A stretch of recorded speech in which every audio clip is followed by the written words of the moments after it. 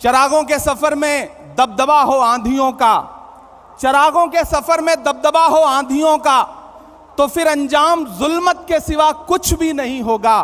ये दुनिया नफरतों के आखिरी स्टेज पर है, इलाज इसका मोहब्बत के सिवा कुछ भी नहीं होगा।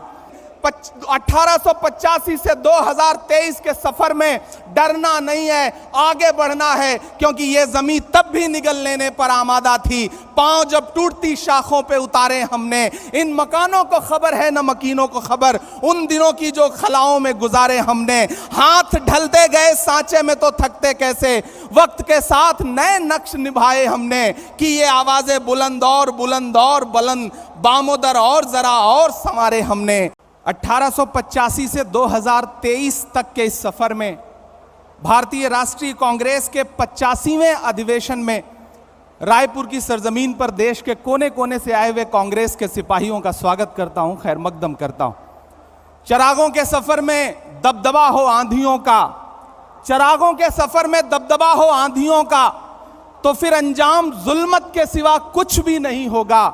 ये दुनिया नफरतों के आखिरी स्टेज पर है, इलाज इसका मोहब्बत के सिवा कुछ भी नहीं होगा।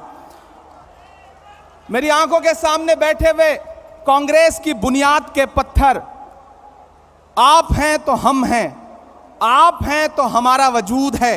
मैं आपसे बस इतना कहना चाहता हूं कि अधिवेशन एक ऐतिहासिक अधिवेशन है जो इस देश की राजनीति के लिए एक नई दिशा और दशा तय करेगा। 1923 में महज 35 साल में भारतीय राष्ट्रीय कांग्रेस के अध्यक्ष बनने वाले मौलाना अबुल कलाम आजाद साहब कभी कहा करते थे कि दुनिया में ठोकरें उन्हीं को लगती हैं जो चलते हैं, जो पांव तोड़कर बैठ जाते हैं उन्हें कभी ठोकर नहीं लगती है।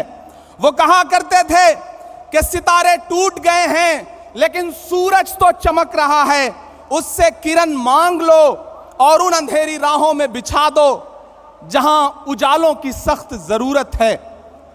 मुझे फख्र है और मैं सलाम करता हूं अपने नेता राहुल गांधी जी को, जिन्होंने जमाने को दिखा दिया कि चांद में ढलने, सितारों में निकलने के लिए मैं तो सूरज हूं, बुझूंगा भी तो जलने के लिए। मंजिलों तुम ही कुछ आगे की तरफ बढ़ जाओ, रास्ता कम है मेरे पांव को चलने के लिए। मेरे भाई, कन्याकुमारी से कश्मीर तक हिंदुस्तान की सड़कों पर 3500 किलोमीटर में अपने कदमों की थाप से राहुल गांधी जी ने जो मोहब्बत की नई इबारत लिखी है उसको कागज पर उतारने का काम करेगा यह अधिवेशन। मेरे भाई, जिस सामाजिक न्याय का ख्वाब देखते हुए हमारे पुरखे इस जमीन की खाक में मिल गए, उन ख्वाबों को ताबीर में बदलने का काम करेगा यह महाधिवेशन। यकीनन मुल्क मुश्किल दौर से गुजर रहा है, सरकारी कलम से जुल्म की नई कहानियां लिखी जा रही हैं। कहीं कोई रोहित बेमुला तो कहीं कोई नासिर और जुनैद मजबूर किया जा रहा है मरने के लिए। ऐसे में एक पागल भीड़ है जो खड़ी हुई है सब कुछ तहस नहस करने के लिए, संविधान को तहस नहस करने के लिए। ऐसे में हमारी जिम्मेदारी है कि हम देश के संविधान को और लोकतंत्र को बचाएं, क्योंकि हम कांग्रेस हैं। डॉक्टर बाबा साहब भीमराव अंबेडकर कहा करते थे कि यह मुल्क संविधान से चलेगा, तानाशाही से नहीं चलेगा। ऐसे में हम कांग्रेसियों की जिम्मेदारियां हैं कि हम सड़क से संसद तक लड़ रहे हैं और लड़ते रहेंगे।